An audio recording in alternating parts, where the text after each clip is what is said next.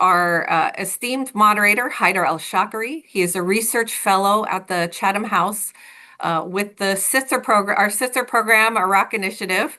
Haider is a researcher and publishes on Iraq in his own right, but he has also worked at the Geneva International Center for Humanitarian Demining and at the UN and Swedish International Development Cooperation Agency in Baghdad.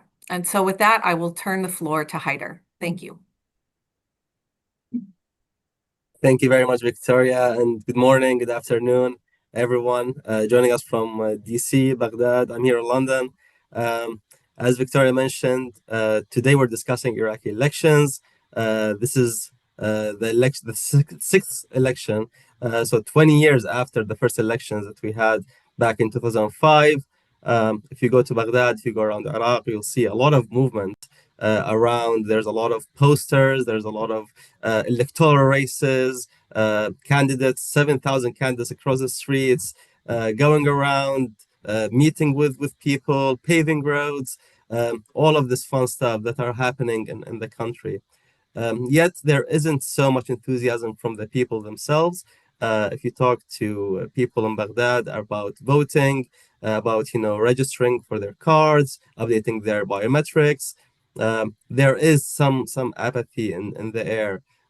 So what's happening in this event? I think we're gonna delve deep into some of these questions, and we will try to understand a bit more on the politics side when it comes to the political elite, the political parties, but also from the people and how the people feel about these elections 20 years after the first one. So with us today, we have four very, very good speakers. First of all, we have Sajjad Jihad, who's a fellow at Century International and the director of Shia Politics Working Group at Century. He's also an Iraqi political analyst and the director of Bridge, an Iraqi organization working on development projects in Baghdad. We also have Ms. Maysoon Damaluji. She is an Iraqi politician and a researcher. She has been in the Iraqi political process since 2003. She served as the Deputy Minister of Culture. She was a member of parliament until 2018. And then she had several roles, including advising the Iraqi president and others throughout. She's also an architect and works closely on the Iraqi politics, and she's in Baghdad right now. We also have Dr. Yervan Saeed, who's a non-resident fellow, senior fellow at the Iraq Initiative at the Atlantic Council Middle East Program, and he's also the Saeed Barzani Scholar, the Barzani Scholar at the American University School of International Service, and he serves as the director of the Global Kurdish Initiative for Peace. And last but not least, we have Mr. Omar Nadawi, who's the director of programs at EPIC, Enabling Peace in Iraq Center in Washington, D.C., and he's a guest lecturer also at the State Department Foreign Service Institute. And Omar is a longtime Iraq analyst and researcher. So the order of the questions, I will be asking our panelists some questions, maybe some follow-up questions as well, and then we can have a discussion. If you're joining us online, please do participate in the discussion. Pose your questions anytime you want on askac.org. I think there will be a link that will be shared at some time, but throughout the panel, do ask your questions. So we'll start with Sajjad. And Sajjad, maybe we'll start with a general question about the elections this time.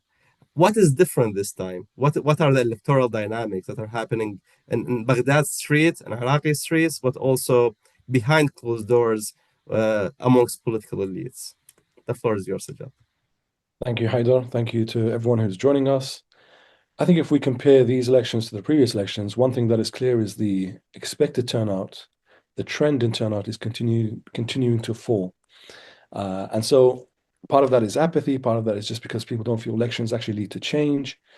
And this is going back all the way to 2005. So every election we've had less and less turnout, total turnout. I would also say that these elections compared to 2021, I think they have double the amount of candidates. think last time it was 3,000 and something. This time it was 7,700.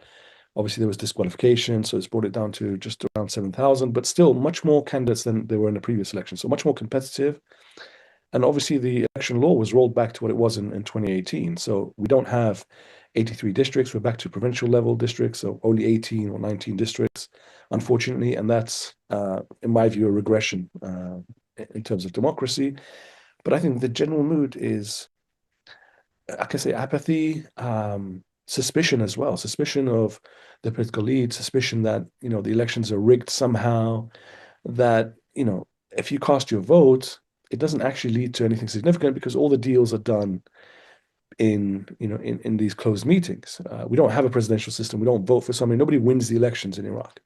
Instead, somebody gets a plurality or there's a coalition formed in parliament, and then there's deals hashed out, and government formation can take a whole year. And I think that's also one of the reasons why people have become increasingly disappointed in the fact that elections don't seem to deliver anything tangible for the average citizen. The incumbent Prime Minister, Mohammed Shia Sudani, I think he has popularity. His issue is translating that popularity into turnout. Can he get people to show up on the day and vote for him? So he does not have a party that goes back 20 or 30 years. His electoral coalition was only formed in the last 6 months. It's based on him being the prime minister. We've had experiences like this with other prime ministers where, they manage to do well in the elections, but, very quickly they lose some of their MPs in parliament to other parties. And so the question is, will the incumbent prime minister, will he be able to have a seat at the table, at least within the coordination framework? If he does not get a second term, will he be a key decision maker? Will he become a permanent fixture of politics in Iraq? So that's, I think, also something that he's working very hard on. And also people are watching for, exactly how well does he do. People will know that the Sadrists are not taking part. They're boycotting the elections because they believe that this is part of the corrupt political system and they don't want to give the system any legitimacy, so they refuse to take part in the elections.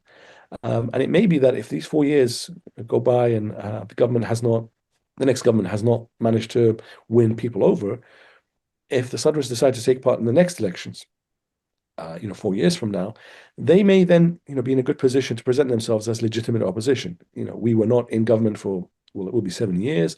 And therefore, if you're critical of the political elite, vote for us. And I think that's the long game they're playing. But on the local level, things are different. So in the Kurdistan region, turnout is likely to be higher.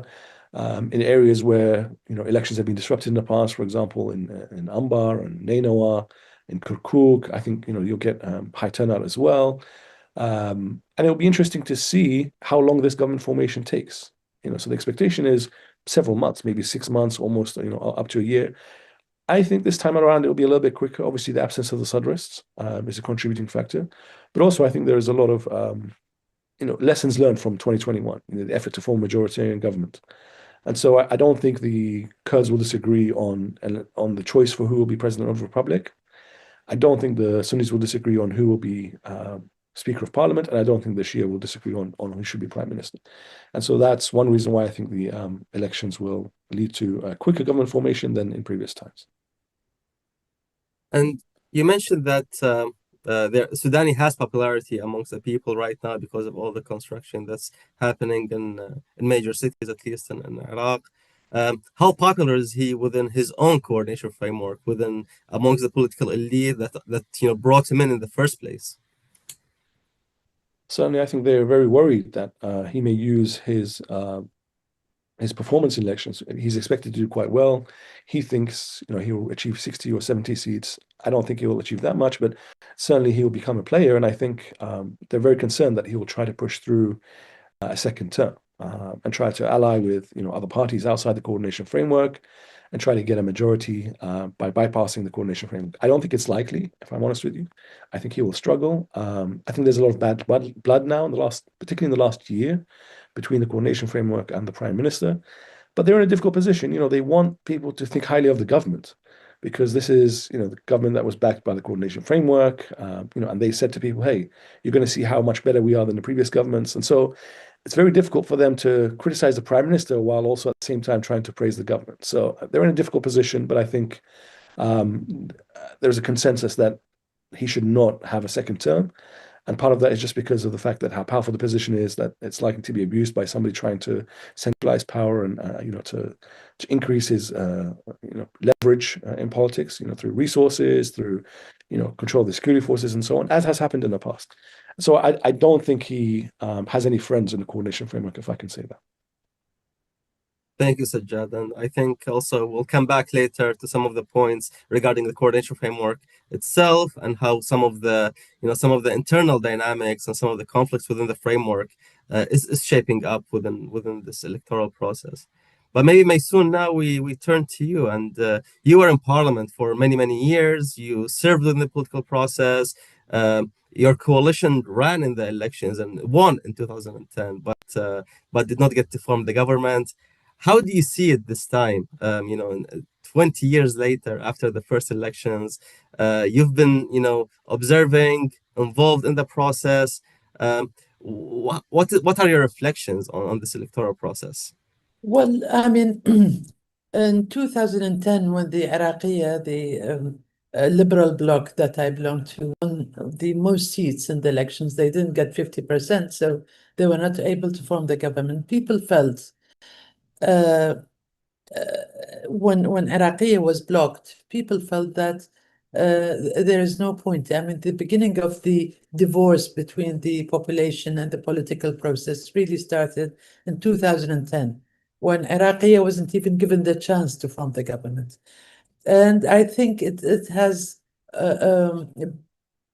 become much more significant after the 2014 elections, when Badi was put in power, and he was, he only had managed to get a few hundred, maybe a few thousand votes, and then everyone who came afterwards was not a real winner in the elections, and so people feel that whatever they vote for is not going to form the government, and this is a problem. This is a serious problem, and also I think there was I mean, the way the political process was formed, the way the U.S. visioned the Iraqi society was that it was divided into these three major finite blocks: Sunni, Shia, Kurds, and they could never realize or comprehend that there is also a fourth notion, a fourth stream within the Iraqi society, which wants the unity of Iraq, which believes in an Iraqi identity, regardless of sect and religion and ethnicity. And this is what Iraqi presented itself at the time. Okay, eventually it turned into a Sunni bloc. I agree with that, but it did not set out itself to become that, and it got votes from almost every governorate in Iraq. So it is the inspiration factor, the other power, the other notion that needs to be introduced into Iraqi politics, which I think was sort of represented in Tishreen in the 2019 protests. We want a nation, we want a homeland. This is what young people were asking for, which means a society that doesn't confine itself into these three sectarian and ethnic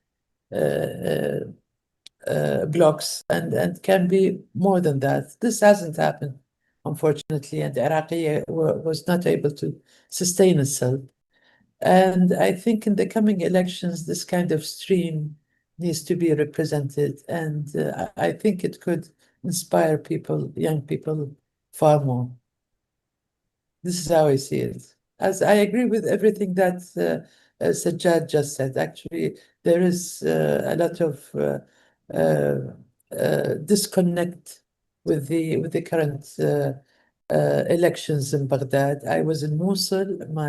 Since I went to the university, I spoke to young people there, and I also went to markets, to the streets. There's more in Mosul. They don't want to fall back into what happened that led into ISIS. They want to make sure that whoever represents Mosul is moderate, can deal with the rest of Iraq, will not lead Mosul itself into ISIS again and into the tragic events that happened. And Mosul is a completely different atmosphere. It could be the same in other places, I don't know. But I agree that Baghdad, young people have nothing to do with the elections. Thank you very much, Maysoon. So from your remarks now, do you think that electoral campaigns are still this sort of personality-driven, sectarian-driven, or 20 years on from the first elections, are we seeing a different sort of political campaigning, electoral campaigning? Is it becoming more issue-driven when it comes to the political process? And when it comes to society themselves, are they ready to cross these sectarian lines, or is it still as some of the politicians frame it, there are still these sectarian narratives in the air? Well, sectarian narrative is at its highest just before elections, and then it goes down. No, I think it is sectarian driven. Obviously, these elections will not include the Sadris, which is an important movement within Iraqi society. There is a difference between Shia politics, in my opinion, and Sunni politics in this regard. The Sunni politics is completely based on personalities, nothing to, I mean, we don't know what the difference between Halbusi bloc, Muthanna Samurai, and Khamis Khanjar, really. They all claim the same. Unlike the Shia politics, it is the closeness to the armed militias. It ranges from Muqtada Sadr, who is completely against what is called the Fasa'il, Sudani, who is in the middle, trying to deal with the US and other influences.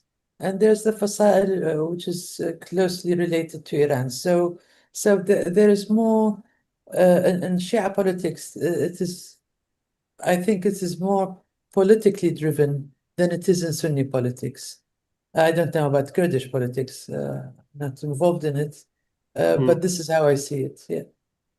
Thank you very much, Maysoon. And speaking of Kurdish politics, we turn on to Yerevan, and maybe you can tell us a bit more about, how is it in Kurdistan, the Kurdistan region of Iraq, how there's a lot of apathy in Baghdad, as Sajjad and Maysoon mentioned.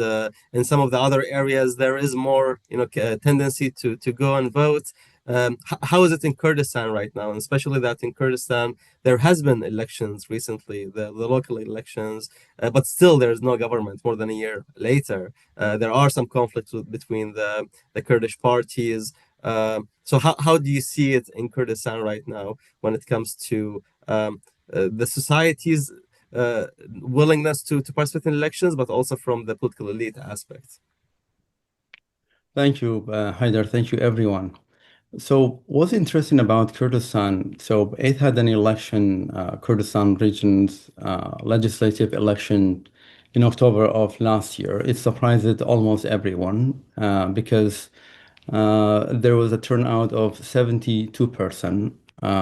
That was not expected given what was happening in the term of economic, in the term of the unpayment of salary of civil servants, and also all the issues that have been plaguing the Kurdistan region for the last 10 years. Relationship with Baghdad, the internal disagreement, and also political issues between the KDP and the PUK. But in fact, the KDP and the PUK were able to run a very successful election campaign. They motivated their base. So as the other political parties, the newcomers like the new generation, they were able to make people to go to the voting centers and cast their votes. But when it comes to the national election, it's really different. For example, if we look at the 2021 in Soleimani and Halabja area, we had about 36% of turnout in these two provinces, if we count Halabja as a province. But in the KDP areas, it's more different because the KDP is more organized, it's able to have its members out for the polling station. But regardless, there is still a very large number or percentage of voter apathy across the Kurdistan region, because we are talking about at least more than 50% of voters that do not come out to cast their votes in the elections. So when it comes to these national elections, probably for the Kurdish, average voters, it doesn't matter, because at the end, it is about, the number of the seats that are allocated for each province. For example, Soleimani 18, Erbil 16, and also Duhok is 12, if I'm not mistaken. And when it comes to the disputed territories, that's where you see a large of a high turnout. In Nineveh as well, the Kurdish turnout tend to be higher because it competes against Arabs, Turkmens, and other ethnic groups. And that's why we see the competition is much tense and also more powerful in these disputed areas. But what we are seeing at the moment between the KDP and the PUK, they run two different election style. The KDP one, what I'm seeing is very, nationalistic, and also at the same time is very service and governance driven election campaign. The KDP wants to get into 1 million vote, is trying to run on the performance of the Prime Minister Masroor Barzani, that it has done well. The KDP is, in fact, inaugurating various big and mega projects across the Kurdistan region, especially in Erbil and also Duhok province as well.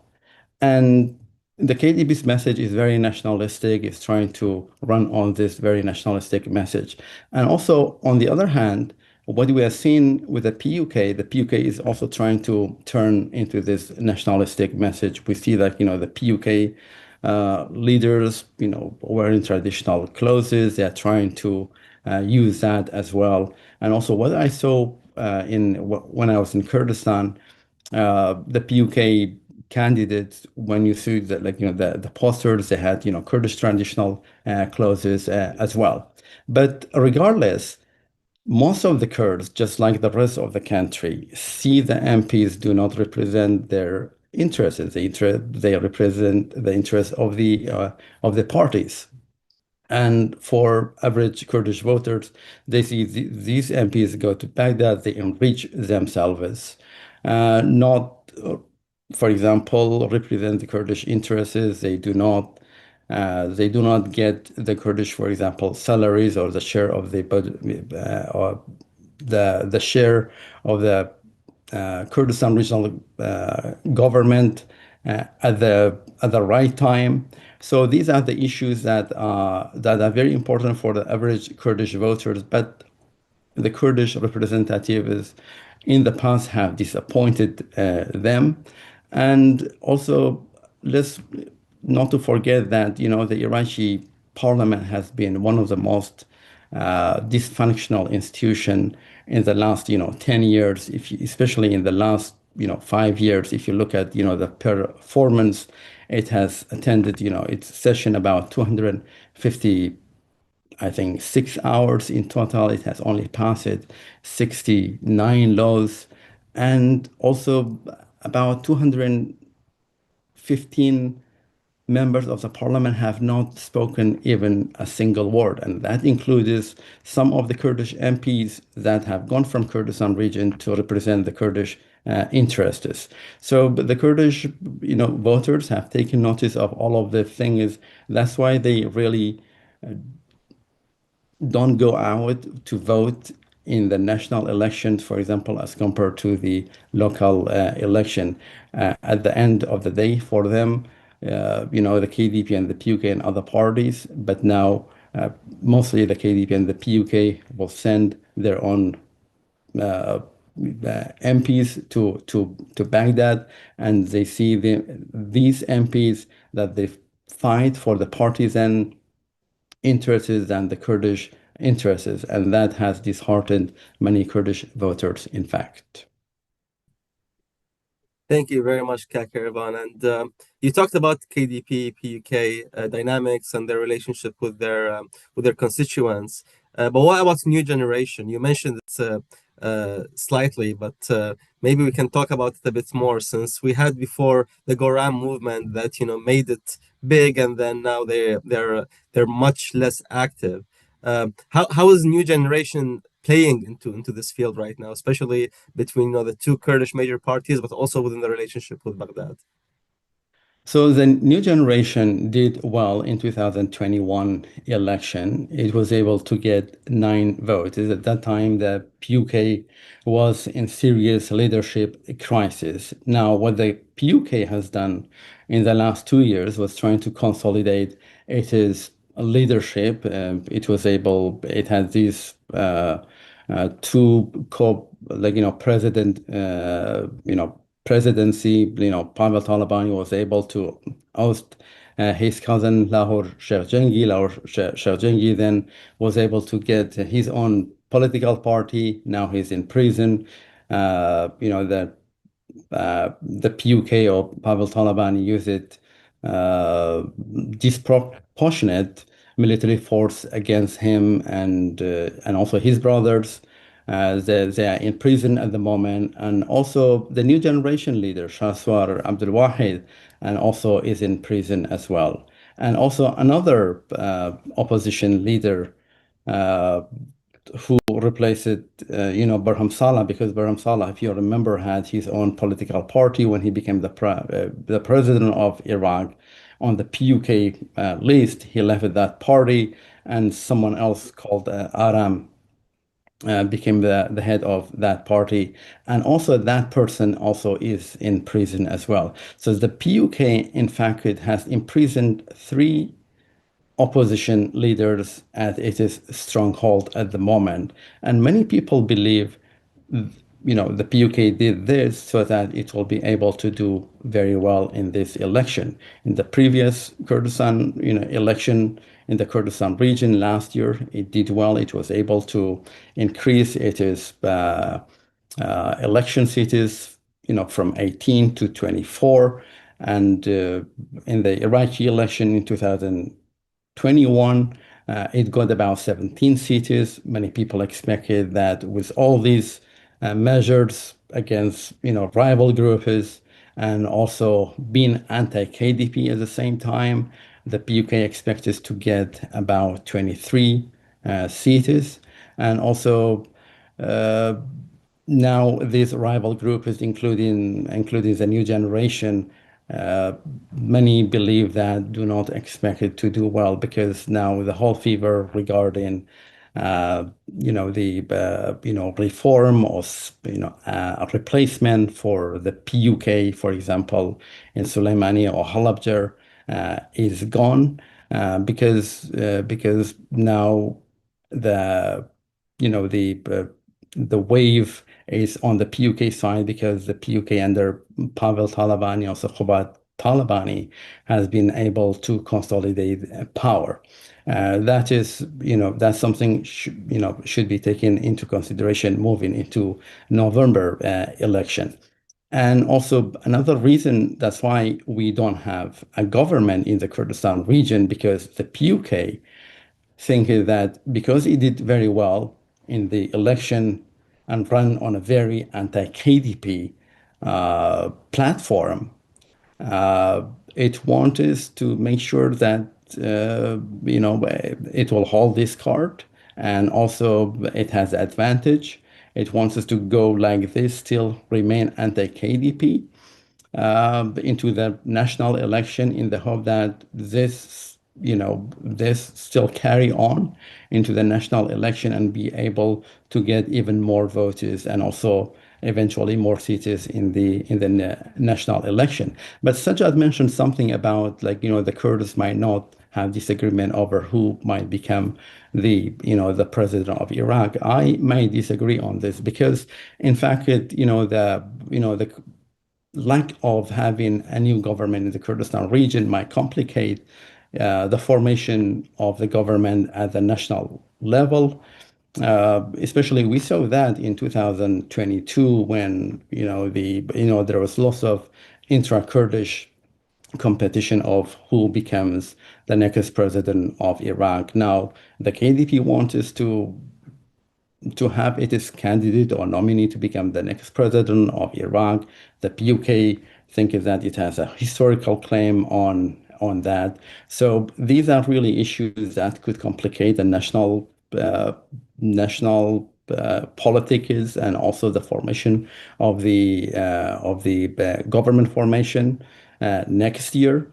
We don't know how that's going to turn out, but it is my strong belief that it could complicate the formation and also extend the timing of the formation of the government in Iraq, especially now because of what happened in 2022. Supreme Court decided that it requires two-thirds of the parliament in order to elect it, a quorum in order to elect the president, and that makes really thing is really hard.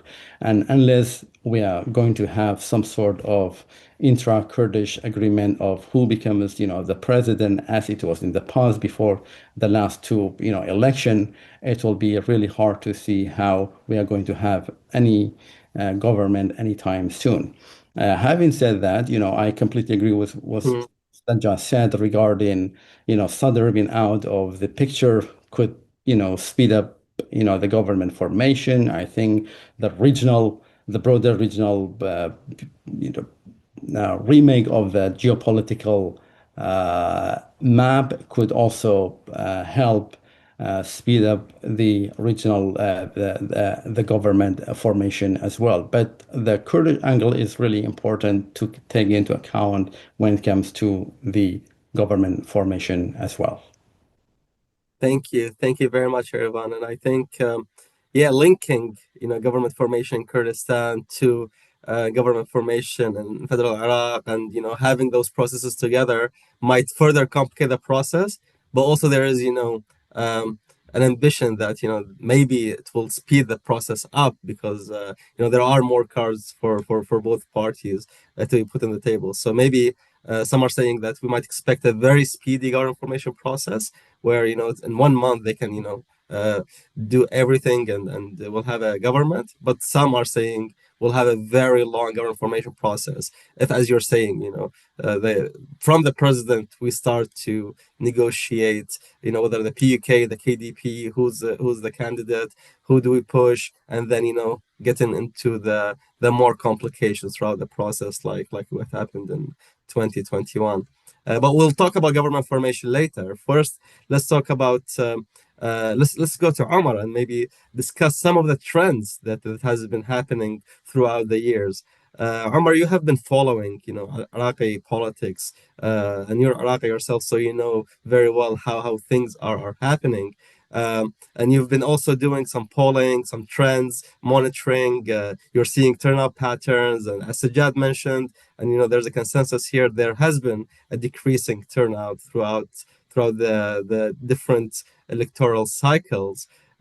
How is the sentiment right now, as you're seeing it from monitoring Iraqi politics, from monitoring the Iraqi streets? 6 years ago, we saw that Iraqis, especially in southern Iraq and in the middle of the country, a lot of them they went out to the streets. Millions were protesting in the extreme protests, and that produced something in parliament, in the political process. Is that sentiment still happening? Is it still ongoing? Is there some hope for change, some hope to push for change, or is that no longer the mood within the streets? Omar, over to you. Thank you, Haidar. It's good to be here, and thanks to everyone. Greetings to everyone who is viewing out there. I think the short answer is that sentiment is largely gone. But going to the historical trends, I think the picture is fairly clear. The historical trends demonstrate a steady decline in the public's interest in electoral participation. That interest was at its peak in 2005 when turnout was close to 79% or 80%. That went down to 62%, 2010, 2014, and then sharply declined to 44% and 43% in 2018 and 2021, respectively. And that's measured against the number of registered voters in Iraq. So the percentage actually goes down further if turnout is measured against the number of people of Iraqis who are eligible to vote, which was 38% of eligible voters in 2021.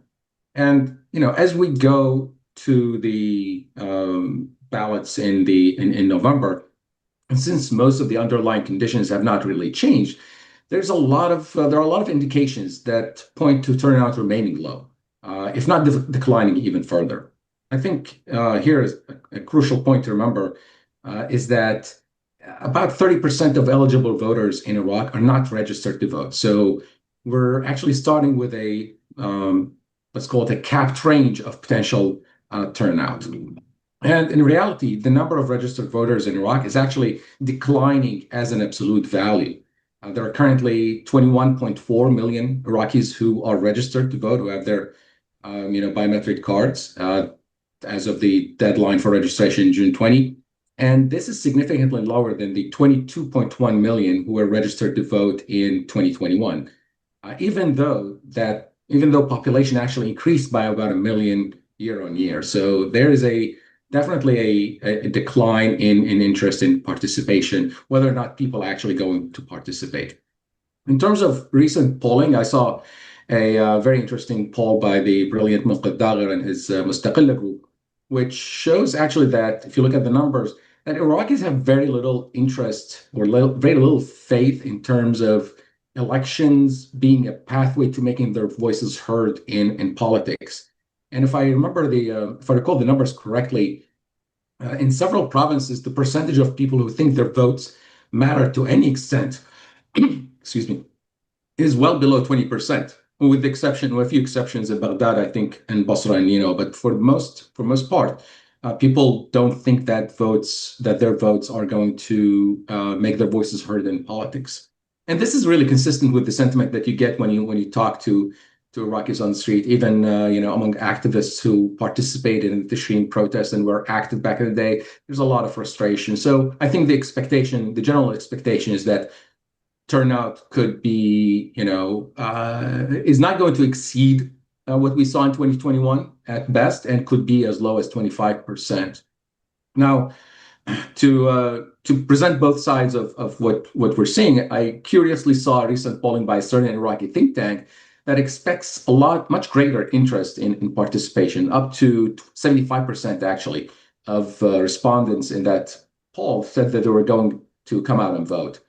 But I think it's important to note that polling in Iraq can sometimes be unreliable and has to be taken with a grain of salt. I think a survey by the same think tank before the 2021 elections expected up to 80% of voters to participate. So, I think there's a tendency for people who are more engaged in politics to be more represented in polling, at least in the case of this particular study. But I think in reality, if we go to what the stage looks like, disillusionment with elections is widespread, and we can't really blame Iraqis for this attitude, because time and again they have watched, as Maysoon has pointed out, that Iraqis watched governments be formed in ways that are completely divorced from what election results had said in 2010, in 2014, and in 2021. And I think for many people outside of the patronage networks and outside of civil servants and military, the main value of being a voter is in the favors that they can extract from candidates in terms of like the price that they can get for their voter card or favors that they can get from candidates during campaigning season, but not really much beyond that. I think there are speculations and expectations that Sudani's popularity can be a game changer in terms of turnout. But really, the big question is, can Sudani really energize and motivate the disillusioned masses that have been sitting out elections? I think it'd be very interesting to see whether he's able to translate this, passive approval that he has gained into active support. And my view is that while many Iraqis view Sudani as okay, he's fine given the low bar that was set by his predecessors.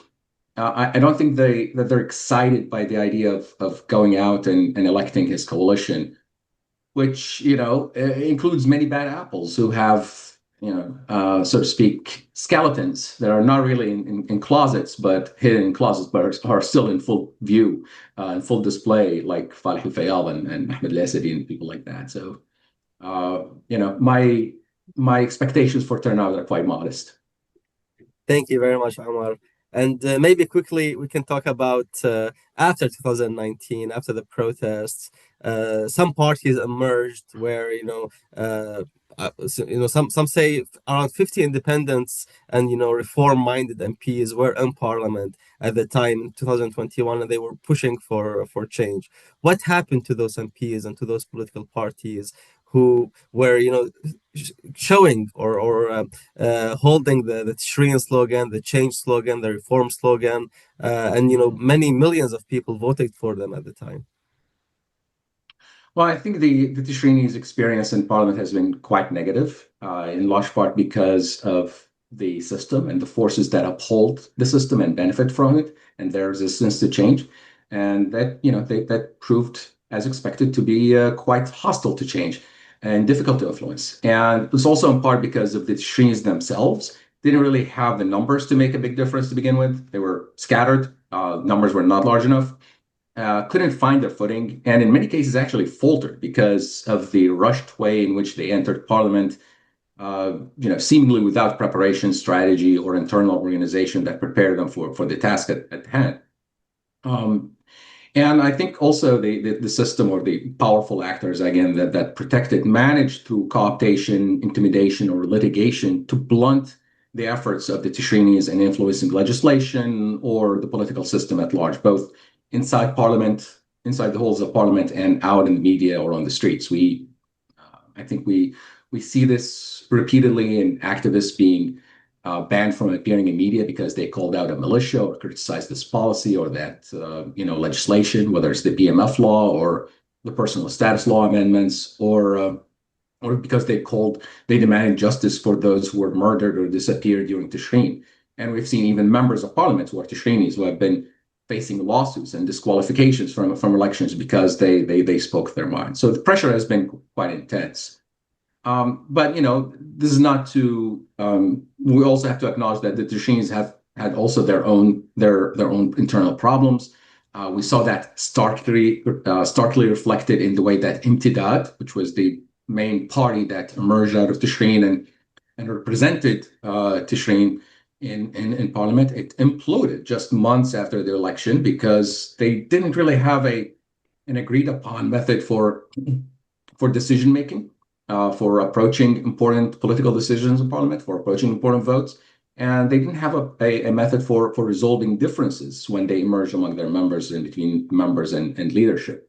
And we saw that also in how a lot of the lawmakers who were elected as independents, they ended up joining traditional establishment blocs, whether formally or otherwise, except for a few. And those who wouldn't be co-opted or wouldn't voluntarily, willingly join, they faced a lot of pressure, threats, and lawsuits to dissuade them or to marginalize them. So that's kind of been the experience so far. But looking at, Tishrin is not dead, and I think the reform movement at large is not dead. And ahead of the elections, I think even though we see Imtidad completely collapsing and being, out of the game, we see I think about a dozen groups that have, publicly declared interest in reforms or platforms for reforms. They have come together to form a coalition called El Badid, and they are, going to compete in the elections as a group. And that's kind of I think two interesting things to see is that they have, consciously formed a coalition because they're targeting that as they see that as an adaptation method to the election system, which favors larger coalitions, favors parties that can field large numbers of voters and can pool the number of votes to capture seats because of the way that things are calculated within the system. And it's also interesting that they chose a former establishment figure, or even though a bit of an outcast, Adnan al-Zurfi, as the leader of this coalition. And I think part of that, it's interesting because when Adnan al-Zurfi was prime minister designate after Adil Abdel Mahdi had to step down, the protesters were vehemently opposed to his appointment. But at the same time, Iran and the militias were also quite opposed to his appointment. So I think that maybe won him some street cred in the hearts and minds of Tishrinis that qualified him to be the standard bearer of the reformers going into the November election. So we'll see how they perform. I think their goal is not really to, or their expectations are modest. Their ambitions are modest. They're, literally looking at, can we get 15 seats? Can we get 20 seats?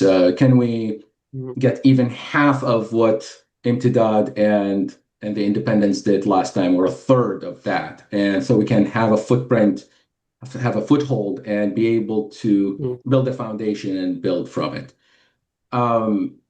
But I think, so obviously the goal is not here to form a government or influence the formation of government in any significant way. But the key challenge, I think, for them is going to be, will they be able to hold together and remain a cohesive bloc if they win these 15 or 20 seats and avoid meeting the same fate as Imtidad and be able to preserve their cohesion and effectiveness after the election? Is that going to be the big test for them?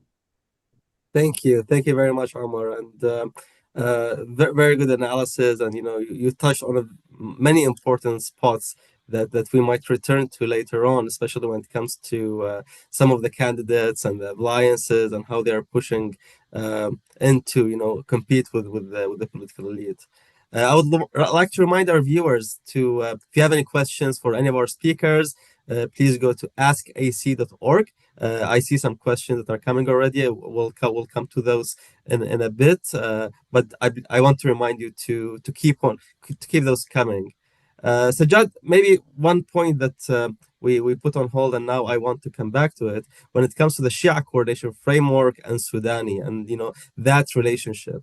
So Sudani now has this coalition, this alliance, the Reconstruction and Development Alliance, and it, some of it is within the Shia coordination framework, like Falah al-Fayyad, Ahmed al-Asadi. Others are, TikTokers, some reformists, some, it's an alliance with many people, many different ideologies who are, competing together to push Sudani and to get more votes for Sudani.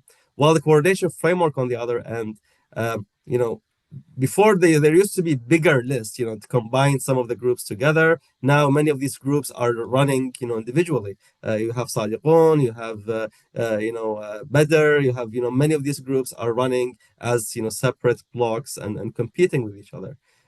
How do you see that, and how do you see it post-elections when it comes to government formation? Will the Shia coordination framework remains as this cohesive bloc that will decide on the prime minister and who's the government, or are these separate blocks? They want to take the lead and they want separately to establish themselves as the next leaders for Iraq.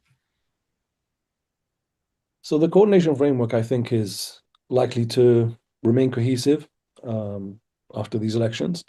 rivalries have always existed within parties, within the framework itself. So that's nothing new. And I think the rivalries are considered to be fair play. That's fine. We can disagree. You can, try to outmaneuver me and so on. But when it comes to key issues, like who will be the prime minister, for example, they tend to sort of consolidate their views, reach a consensus, and agree on a way forward.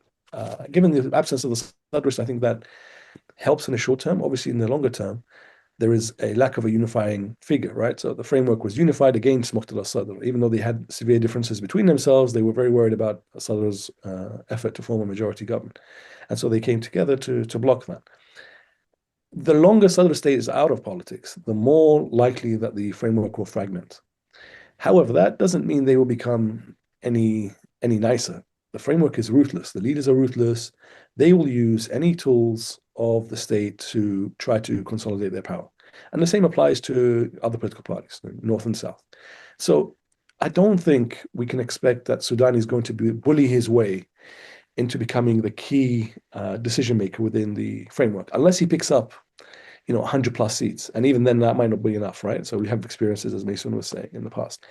Unless he picks up some crazy number that nobody expects, you can be sure that the others will unite against him, even though they have their own differences, but they will unite against him to prevent him becoming a decision maker. He may become a voice in the framework, but most important to the framework leaders is to protect their power base, to make sure that nobody emerges that threatens them. So that's why they tend to pick weak prime ministers without large parties, without a large political base, because it allows them to exert influence and control over that prime minister. And I think that's the key criteria for the next prime minister. Who is it that does not have a large political party, does not have MPs in parliament, who is not a threat to the Shia base in Baghdad and the provinces, who is unlikely to steer away from the current policy of the middle ground, trying to accommodate the United States and Iran? Who is that candidate? So that's why somebody like Adnan al-Zurfi, who's clearly chosen a side, is likely to be distanced. And therefore, somebody who's going to maintain the middle ground is probably what the criteria is for selecting the next prime minister. I think the current prime minister, Mohammed Shia Sudan, is making the promise that he will do a better job in the second term, that he will push Iraq forward. He has much more experience now. He's likely to build up his political capital in parliament, and that he's already had this experience of dealing with Iran and the United States. And so to maintain stability, he should be kept on. I mean, that's the argument he's making. But I think the framework is terrified of one person consolidating power, or one party becoming too powerful. They have experience with this with Prime Minister Maliki in his second term. And so I think they will close ranks to make sure that Sudan does not pick up a second term. Thank you very much, Sajjad. And I think, looking at the questions now that are coming, to follow up on this, I think someone anonymous is asking about the PMF in particular, and how some of the PMF groups, some of the PMF leaders are getting sanctioned or have been sanctioned by the US before. So the question is, how likely will the US sanctions impact government formation, these elections, how the Iraqi state operates, if there's any impact at all? So I don't think it will have a tremendous impact because, I mean, for example, Asab al-Haq has been sanctioned for many years, and yet, they were part of government formation and they've been involved in the last 3 elections. They have ministers in cabinet. So that hasn't stopped them from functioning and being effective at the political level. It hasn't affected the Iraqi government per se either. Sure, the Americans won't meet with for example, Minister of Higher Education, who's from Asab al-Haq, but by and large, it hasn't really had an effect on their involvement in politics. So I guess, it's a pressure point, sure. But is it going to change the dynamic on the ground? Is it going to force some parties to stay out of politics? I don't think so. The question has always been the parties that are most troublesome, the groups like Qatar Hezbollah and Nujaba and Sayyid al-Shuhada, Kitab Ali, and Ansar al-Awfiya. These are the ones that are problematic for the Shia political elite. They haven't formed political parties in the formal sense. They want the same privileges as being politicians and having people in cabinet and people in the state and extracting resources, yet they don't want to play by the rules of the game. And so groups like Badr, who have armed wings, or Asab al-Haq, who have armed wings, but have generally normalized, they've now sort of focused on politics. Their dispute is with these other groups that are undermining stability in Iraq. And they call on them to, choose a path. If they want to be involved in politics, they need to form a party and they need to play by the rules. If they don't want to play politics, then they should expect, pressure to increase domestically as well as internationally. And I think that they're probably deferring the decision for the next elections. Sure, these groups have some people in various coalitions. They have parties that are close to them, but they haven't done what Asaib or Badr have done. They haven't formed a political party with their own brand and competes on a very clear platform. And I think that's maybe an indication that they're also concerned about what happens if they enter formal politics. Will they be pressured into giving up some of their weapons? Will they be forced to normalize even further? What if sanctions and international pressure continues to increase? What will they be able to do in response? So I would say they are concerned that pressure is also being driven by the framework itself. It's not just international pressure. The Shia coordination framework is pressuring these groups. And they're saying, look, we had the Sadrs, the Shia, the Mahdi army back in 2004, 5, 6, and 7 was very problematic. But eventually, just continuing to pressure them, they formed a political party and they entered politics, and generally they more normalized. And the same experience with Asab al-Haq, the same with Badr. So this is the model that the coordination framework leaders are trying to push. But is it going to be quick enough? Are the Americans that patient? Are these groups that sophisticated in terms of their strategy? In terms of how they maintain the duopoly of military power and political power. So I think it's going to be clearer in the next elections rather than these ones. Thank you very much. And the next question is also from an anonymous person, and I think maybe Maysoon can help us with this, but anyone else, feel free to pick up on this point about the judiciary and the role of the judiciary. So the question is, what will the role of the judiciary in the election and government formation be given, especially since Fagh Zaidan, the current head of the Supreme Judicial Council, has been much more involved in the political process. He's been being called the one of the fourth presidencies within the country for the past few years. So, do you see any role for the judiciary in this process, Maysoon? Maysoon, you're on mute, I think. So far, many candidates have been removed from running, and some of them have been MPs for many years. Recently, Hussein Arab, for instance, he's been an MP since 2018, I think. And so on. And Sajjad Salim, for instance, was removed twice, but then again, the courts brought him back twice. And so there is a tendency within the judiciary to there are many layers of judiciary.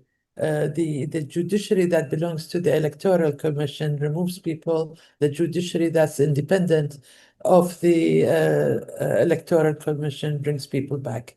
But what happened with the previous federal court, they really interfered. They would, especially with the presidency, that there has to be a quorum of 2/3, for instance, or this candidate, namely Hoshyar Zibari, is not allowed to run. So we hope with the new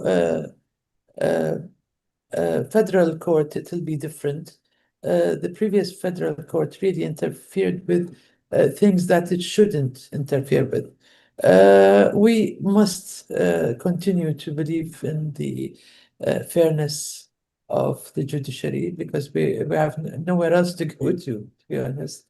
The general consensus is that the Fasa'il, the armed groups, have a strong influence on the judiciary. We hope that it doesn't happen, but in previous circumstances, when with the previous federal court, there was evidently it was it was very choosy in making its decisions on the election results. Obviously, the 2010 when they decided that the biggest bloc is formed after the elections and not before the elections, and things like that, to remove Iraqi from running for the premiership and things like that. So it has happened before. We hope it doesn't happen, but I think it will happen. There are influences sometimes of the judiciary. Thank you, Maysoon. And Kakervan, maybe a question on Kurdistan as well when it comes to the role of the judiciary, since there has been, back and forth between, Federal Iraq and, the Kurdish regional government when it comes to various issues like the salaries, like the oil and gas law, and the judiciary played a role in those. Do you see any role within the elections, the future elections, for example? As Mason clearly said, I think also in my view, there has been a politicization of the judiciary in Iraq, and it has been used as a weapon, when necessary against various groups to maintain the power of certain group in the country. We have seen that in 2010, also subsequently in 2014, 2019, and also we saw it in 2022 when a series of rulings were issued by the Supreme Court. For example, against Oshar Zebari, the Supreme Court decided that it requires 2/3 of the parliament, the quorum for the parliament in order to elect the the president. That was not the case in the past. There has been influence of certain militia groups on the judiciary that has been discussed, researched, and also talked about widely in Iraq as well as also in this town in Washington, D.C. And also, the Supreme Court, for example, invalidated the Kurdistan region's 2007 oil and gas law. It also interfered in the Kurdistan region internal affairs. Voided the extension of the Kurdistan region's parliament. That was one reason, and also decided that restructured actually the Kurdistan region's election law of 1992 completely. For example, voided the quota for the minorities in the Kurdistan region, but then reinstated, 50% of it after there was, intervention by the regional, countries. So, but you can see, the court has been really making decisions, but also, backtracking as well when certain pressure point was, pressed against it. Given all this background and also what has happened in the last 2 decades, there is certainly still room for the judiciary to play politics when it thinks that it suits certain groups in the country, in my view. Thank you, Kakiravan. Omar, a question to you, and it's about Mark Savaya. The question is also from an anonymous person. It goes as, how will the re-entry of American diplomacy into Iraq affect the election? The designation of Mark Savaya as a special envoy and the call by Secretary of State Mark Rubio with the Sudani marked a further step in this sense. How do you see this sort of new diplomacy between Iraq and the U.S. Impacting this election or government formation afterwards? That's a good question. To be honest, I don't think it will affect the elections themselves by much, because as we talked about earlier, the turnout trends that we saw and that what we expect from turnout is going to see patronage networks really dominate the scene in terms of the results. And these are quite inelastic when it comes to how they perform. We don't expect that people are going to, rally around the flag because of a U.S. new aggressive policy, or people running away from the militias because of it for one reason or another. I think the voting performance or the choices of these patronage network bound voters are going to be in Alaska, are going to be largely unaffected by how the U.S. does. But I think in terms of government formation, we could see a difference. And in any, if there is going to be a difference, I think it's more likely to make Sudani less likely to stay in office. I think when we see Secretary Rubio pushing, for example, for the disarmament of militias, that's I think quite a diplomatic blunder in my view, because you're asking a prime minister who is going to be probably out of a job in a few weeks or a few months to undertake a task that is poorly defined and way beyond his pay grade, that could take years of planning to do, and you're asking him to do it right now while he is about to be the former prime minister.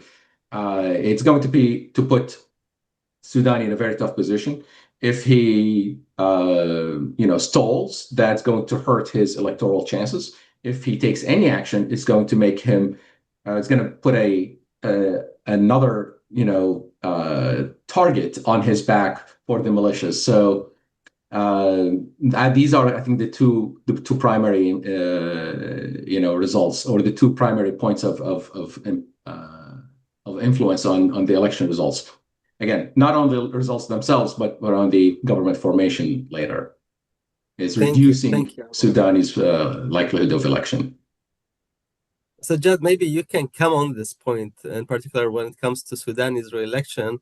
How do you see any prospects on that when it comes to, U.S. sort of diplomacy with Iraq? But also to add to that, another question from the audience on Iran, and they're asking, how do you see the weakening of Iran and their broader regional tension impacting Iraq and the elections and government formation afterwards?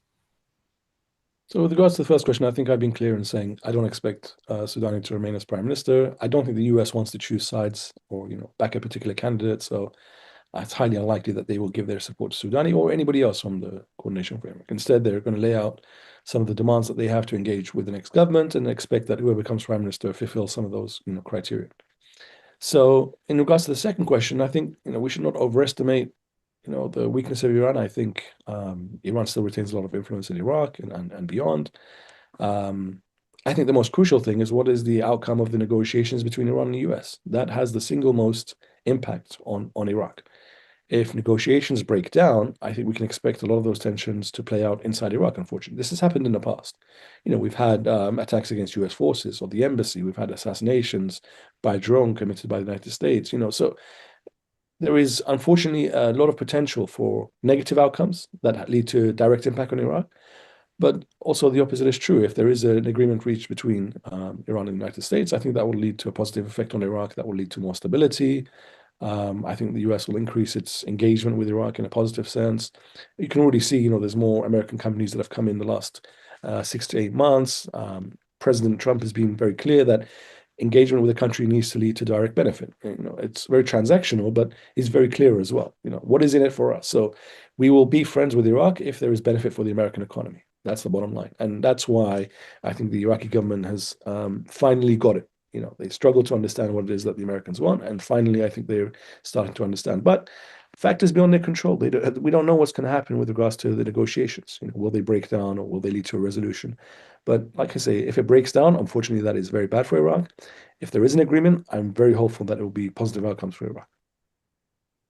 And so, Jad, maybe another question from the chat, and anyone else, feel free to pick up on this as well. Will there be, or do you anticipate any sort of violence or some sort of political fighting or instability as a result of the election process or the results afterwards? Sure. I mean, this has happened in every election we've had.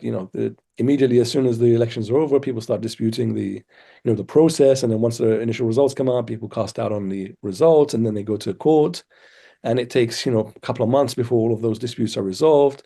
In 2021, of course, it led to protests from both sides, the Sadr side and the framework. It led to violence from both sides. In 2018, we also had violence and burning of electoral ballot boxes, if you remember, in Baghdad, which further cast doubt on the results of the election. We frequently get messages being sent, attack on a party office, or new set of litigation against a particular candidate, or an investigation against somebody who's fairly senior in whatever political party. So I think to me, that seems to be fairly normal. It's nothing beyond the pale. It's okay to use violence to try to reach a political settlement. It's okay to use litigation to try to force a compromise and an agreement. It's okay to use intimidation to try to get everybody on board with the power sharing system that we have. I think that's unfortunately the only model that the political elite favor or willing to contemplate right now. So will there be violence to disrupt the elections? I don't think so. Will there be some challenge to the results through protest and through violence and through media and propaganda? Sure, I think that's fairly normal and to be expected, but I don't think it will be anything out of control, particularly given the absence of the Sadrists. Thank you very much. Did anyone want to come on this point? Yeah, I may add something here, Haider, to the great points that Sajjad made. I think I agree that the absence of the Sadrists is going to make it less likely that we're going to see intense levels of violence on the levels that we saw back in 2021.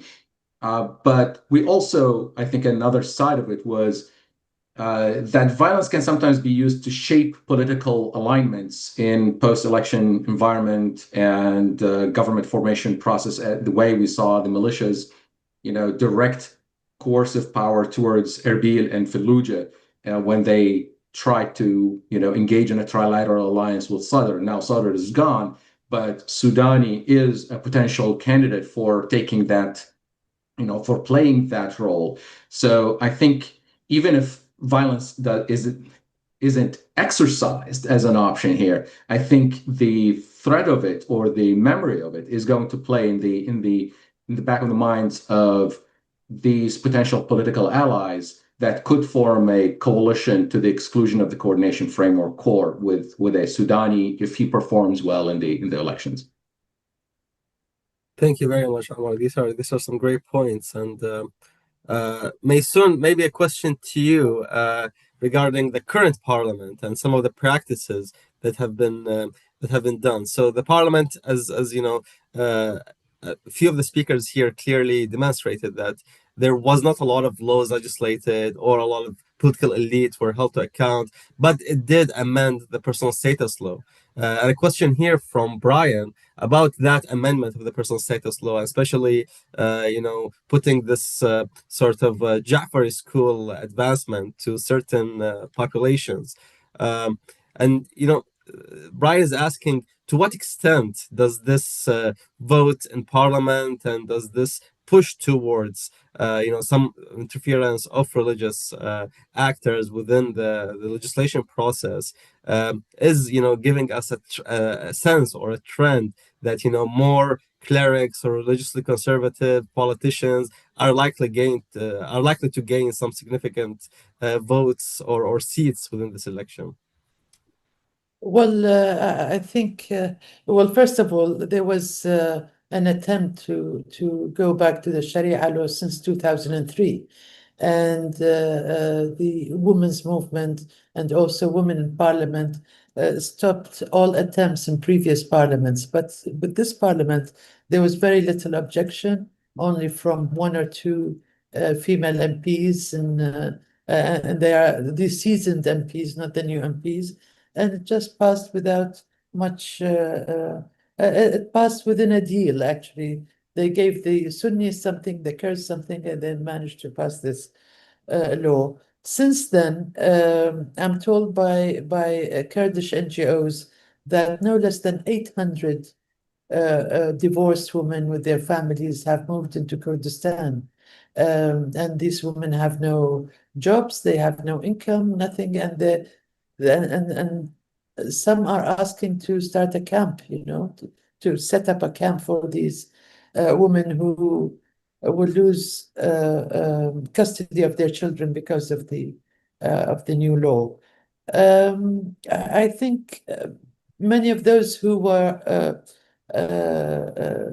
enthusiastic about the law, since the finer details came out, feel differently about it, and there's a strong movement to have it amended. I mean, it cannot be that only the man decides what happens in terms of personal status, in terms of custody, divorce, all this.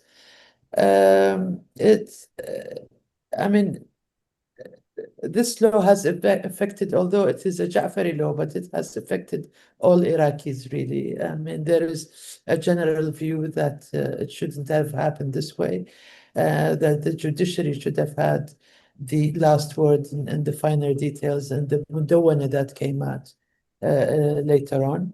And I think the coming parliament is going to witness amendments to this law. It has affected the entire all Iraqis, regardless of their sect, and even our Kurdish friends tell us that they fear this kind of conservative streak will move into Kurdistan as well, and that the clergy there might start asking to have a Sunni equivalent to the Shiite law. I mean, so many laws need to be legislated, and they haven't been legislated. I wish this was one of them, but it happened. I mean, the current parliament is really by far the worst in terms of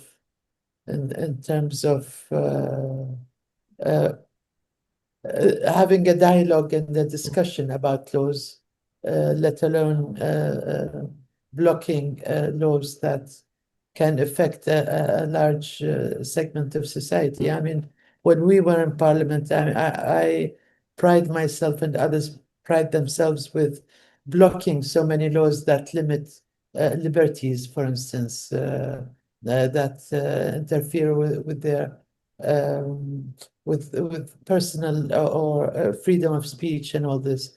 This kind of sense and duty doesn't seem to exist in this parliament. I hope we get a better parliament next time. Thank you, Maysoon. And as you said, the law was passed as part of a deal between the Shia parties, the Kurdish parties, and the Sunni parties, where each group had their own law, and they voted on it as a package of laws. And the judiciary tried to block it at a certain point, but then they did not eventually. Kakarban, maybe coming to you, and Mason mentioned that there's a fear in Kurdistan of rising also religious interference within politics. Is that the case? Is there this fear in the Kurdish political scene?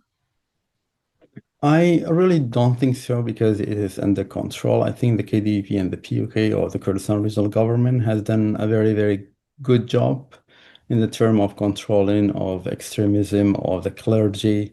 The Ministry of Endowment of Religious Affairs are giving instruction to the clergy, even like when it comes to Friday's sermon, to give they're given instruction what kind of topic to talk about. But regardless, there's always grounds for extremism. There are certain groups that are trying to go towards that route. But the Kurdish security forces have done a very good job in keeping a lead on those groups, as well as the individuals as well. So I don't think the problem is as bad as the rest of the country, because of the security, because of the evolution of the Kurdish society culture as well, and also because of how Kurdistan has been different from the rest of the country, especially since 1991. And now what we see in Kurdistan region is completely different in the term of governance, and also the laws that the Kurdistan region have is completely, for example, is different, the political system. And also what we have seen in the last, especially 2 elections, the decline of the Islamist parties in the term of seats in the parliament, in the term of, and also votes as well, because they have not been able to deliver in fact. If we look at the elections in the Kurdistan region, the Islamist parties did well, and also there's a very, very good expectation, according to many observers. The Islamic, we have too many Islamic parties, that they may be able to get only 1 seat each in the Kurdistan region. So we're talking about 46 seats across, Halabja, Suleimania, Erbil, and Duhok. So all of this tells you that,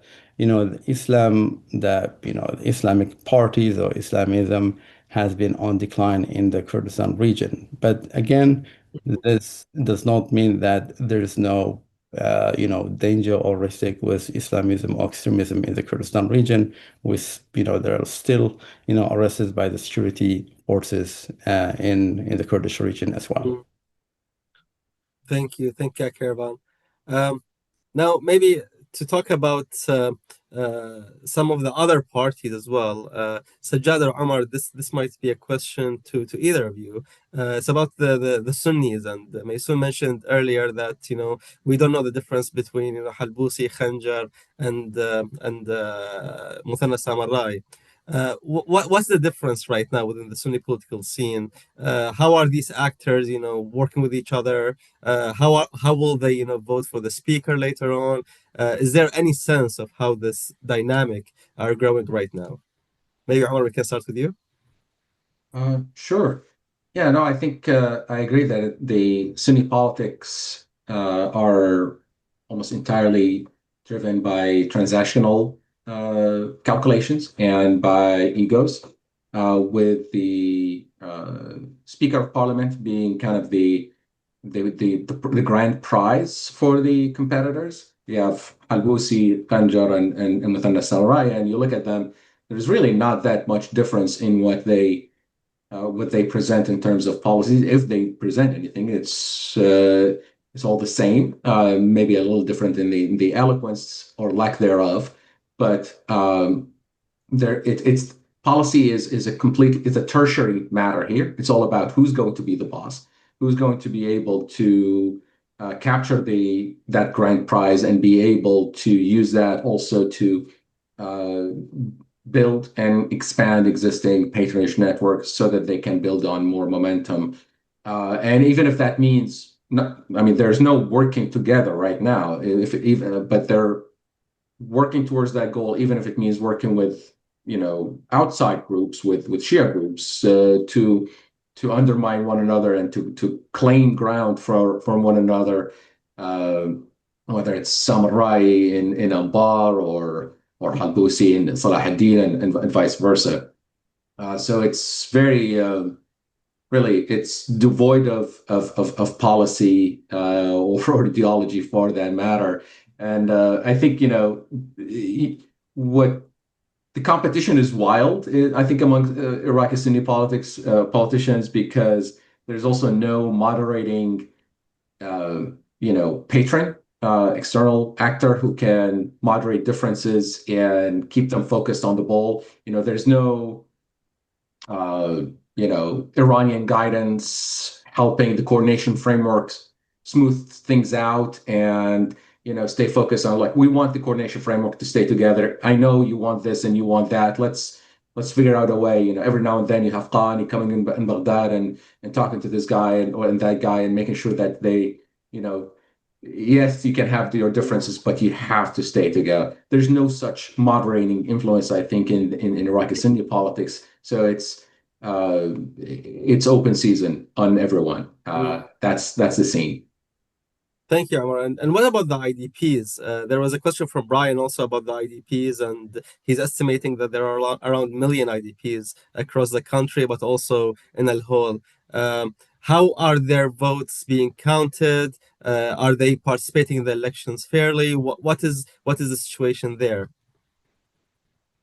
Oh, that's a good question. I have actually not followed that that process or that preparations for that much. I believe that IDPs have to go out to their districts to vote, but I could be wrong. Someone else might from the panel could correct me on that.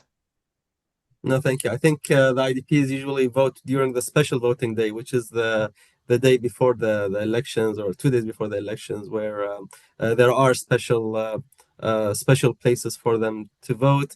But also, there is a whole politicized process, which there's a lot to learn about them. Okay, maybe we're concluding in the last 4 minutes. 1 minute for each panel to conclude a final remark on on how do they see this election cycle emerging, and where do they see the government formation process? Is it going to be one of these shorter processes that we are hoping for, or is it going to be a longer one? In 1 minute each, and we start to Sajjad. Yeah, I think logically, based on past experience, we can expect government formation to be a long process. That's, in terms of past experience, in terms of what we've seen, in the rivalry, the extreme rivalry between the parties. But as I said, absence of the Sadrists and lessons learned from 2021, and currently the situation in the region, the dynamic, having a political vacuum without a government for several months is not ideal. And so I would expect this government formation process to be faster. I think the elections will be unremarkable. I think there'll be low turnout, probably the real figure around 30%. But the system will still operate. It will still continue. So I don't think turnout is a deciding factor in people's eyes. Maybe legitimacy of the system, yes, but in actual practice, I don't think it has an impact. And I've argued in the past that the political elite want low turnout. They want their supporters to show up and want other people not to show up. They actively try to prevent more people becoming registered and more people voting, because they want to limit the unpredictability, and they want to make sure that their supporters only mobilize without getting general mobilization. So unremarkable elections, a quick government formation process, and yet the political system will be able to continue operating smoothly. Thank you very much, Sajjad. Maysoon? Oh, I totally agree with Sajjad. I think it's quite unremarkable. The only thing is that the absence of the Sadris. We don't know if they're going to vote last minute or not, how this will impact Baghdad. This is the only maybe excitement that we will see. Otherwise, it's all the same as the framework versus the framework. And so in the end, I think they'll get together. The two frameworks will get together and they will form a government. I don't see any drama there. It is going to be pretty boring, in my opinion. Thank you, Maysoon. Yerevan? I agree. I think the absence of Sadr is a plus for the Shia camp in terms of government formation, but if the fragmentation within the Kurdish camp between the KDF PUK spills into the national politics, I think that's going to complicate the government formation. If the formation of the Kurdistan regional government postures and the divisions of power intertwines with the national politics, I think that's going to complicate and also extend the government formation in Baghdad, especially when it comes to the elections of the president of Iraq, which task is, the next, prime minister designate to form the next cabinet or government. Other than that, I don't think there will be any drama or anything like that. We should be able to see a very speedy government formation, given the fact that the original administrators have changed. Now we have a new administration at the White House. Potentially the weight of the I think U.S. diplomacy that we did not talk about, we didn't have a chance to talk about. Probably that will also put pressure, even if the U.S. not, press the Iraqi leaders. I think they feel the weight of the U.S. Diplomacy to have in place. Thank you. Omar? I agree that the elections are going to be boring. I think one thing to add here is that if we look at the 2023 provincial elections as a preview of what November is going to bring, we're going to likely see the coordination framework factions, so Dawlat al-Qanun and Badr and Asad and the others, expand their formal control within parliament. Because between 2021 and 2023, they almost doubled their results in many of the southern provinces. And that is going to mean they're going to have a larger presence in parliament that's going to allow them to pass legislation with a lot less need for compromise and deals with the other partners within the political process. They're going to have a lot more legroom to work with in the next cycle. Thank you very much, Omar, and thank you everyone for being part of this panel, for your views, for your reflections on the elections and the government formation process. Thank you to our viewers for tuning in and asking your questions. And thank you to the Atlantic Council and Victoria, the director of the Iraq Initiative, for hosting us here today. We'll reconvene again maybe in a year to see whether we have a government or not, and we'll discuss some of these reflections. Thank you very much, and we'll see you next time. Thank you.